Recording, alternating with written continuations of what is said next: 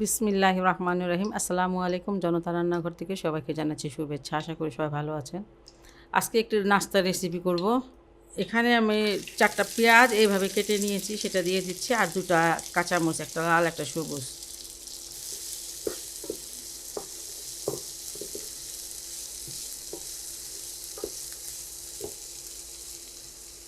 পেঁয়াজের জন্য আমি অল্প একটু লবণ দিয়ে দিলাম, আর এখানে 1/4 চামচ দিয়ে দিচ্ছি গরম মশলার গুঁড়া। আপনারা এই নাস্তাটা বিফ, চিকেন, মাটন সব কিছু দিয়ে করতে পারেন। আর আমার কাছে তো রান্না করা বিফ ছিল, সেটা মানে ঝুরা ঝুরা ছিল, সেটা দিয়ে আমি করতেছি। পেঁয়াজটাকে আমি একটু সটে করে নিয়েছি, এটা আর ভাজবো না। আর এখানে আমি বিফ দিয়ে দিচ্ছি।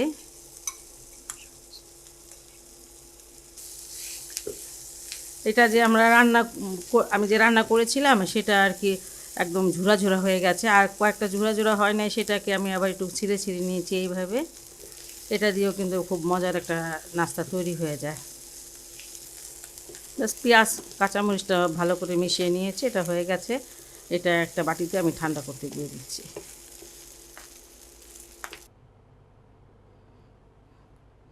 ডোটা আমি আগেই বানিয়ে রেখেছিলাম, আর এটাকে আমি 4 ভাগে ভাগ করে নেব। আমি এখানে উঁচু উঁচু 1 কাপ মানে ময়দা নিয়ে নিয়েছি, আর একটু লবণ, স্বাদ মতো লবণ, আর 2 চামচ তেল দিয়ে এটাকে ভালো করে মেখে নিয়েছি। এই সমানভাবে ভাগ করে নিলাম 4টা।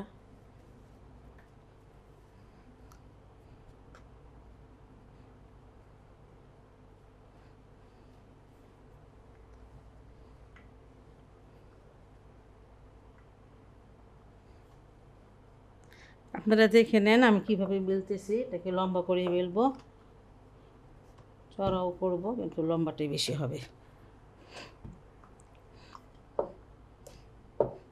বাস হয়ে গেছে।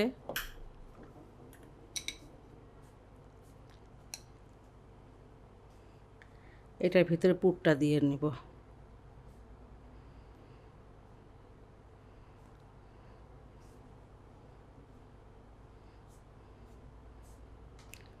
এবার এই মাথাটাকে ধরে এইভাবে এই পুরটাকে ঢেকে দিব। এই মাথাটা ধরে এখানে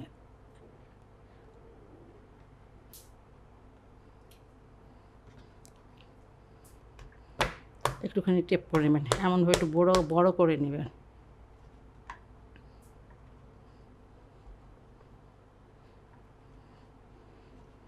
তারপর এটাকে এই যে এইভাবে বলবেন। আর এই যে নিচের যে অংশটা, এটা আর একটু বড় করে নেই। এইভাবে এটা, এই যে এটা নিচে থাকবে, হ্যাঁ, আর এটা এইভাবে দিয়ে এই তো এইভাবে করে নেবে।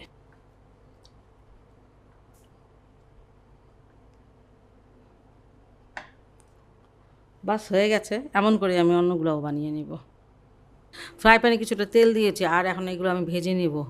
তেলটা যেন হালকা গরম থাকে, বেশি গরম হলে তাড়াতাড়ি পুড়ে যাবে।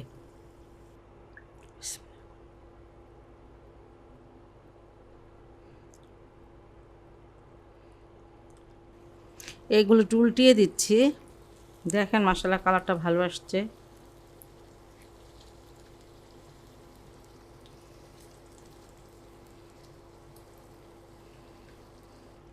এটা আমি উল্টে পাল্টে 8 মিনিটের মতন ভেজে নিলাম, আর এখন দেখেন কালারটা অনেক সুন্দর আসছে। আর আপনারা এটা অবশ্যই বাসায় ট্রাই করতে পারেন। যদি ভালো লাগে তাহলে আমার চ্যানেলকে লাইক করুন, সাবস্ক্রাইব করবেন। সবাই ভালো থাকুন, সুস্থ থাকুন, নিরাপদে থাকুন, এই দোয়া করি। আল্লাহ হাফেজ।